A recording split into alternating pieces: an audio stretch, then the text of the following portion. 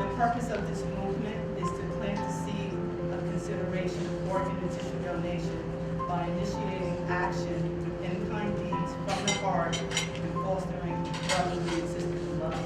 And that's what I said before, that once you plant that seed, people are more open to the possibility of organ donation. New Jersey Sharing Network, we are what we call an organ procurement organization, an OPO for short, and we are responsible for the recovery of organs and tissue for New Jersey residents. So New Jersey residents who are actively listed on a New Jersey transplant center. I was on dialysis for 5 years.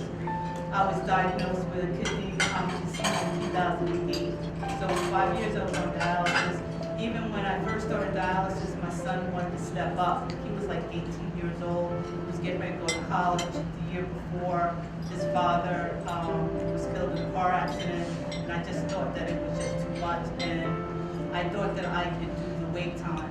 In New Jersey, it's 3 to 5 years of waiting time, but depending on your tissue match and your blood type, you might have to wait a little bit longer, even when you don't have dialysis.